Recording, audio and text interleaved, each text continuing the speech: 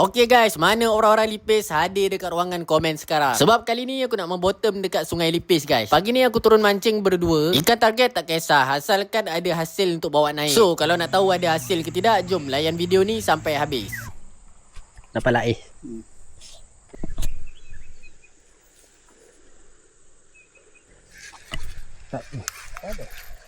kecil.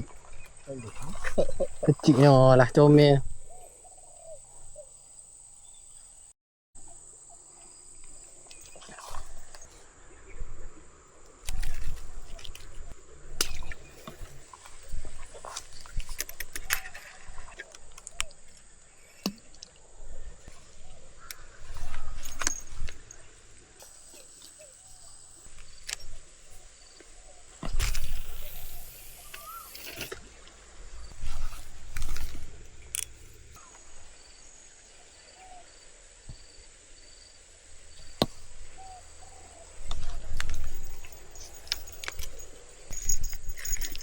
Ada lah.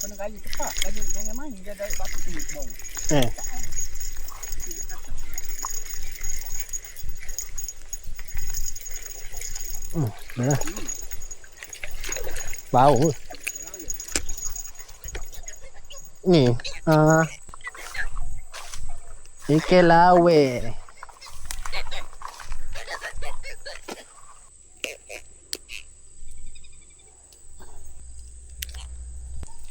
Ikan yang keempat.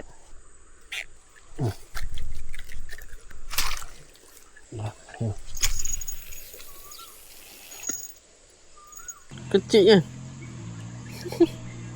Telan pula tu. Aduh, hai. Cuba tahu ni ikan apa ni? Cuba komen. Lepas daripada tu, tiba-tiba bateri action cam aku habis pula. Tapi Alhamdulillah guys, ada hasil tambahan. Aku dapat seekor lagi lawang, tapi yang saiz lagi besar daripada yang first aku dapat tadi. By the way, aku nak tanya sikit kepada orang-orang Lipis. Tolonglah share pot untuk aku casting guys. Sebab aku selalu casting dekat Sungai Lipis ni macam kumpau je kan. So cuba korang share sikit mana pot aku boleh pergi untuk casting. Okay, by the way, untuk video ni aku rasa tu je. Tunggu aku dalam next video guys. Ciao.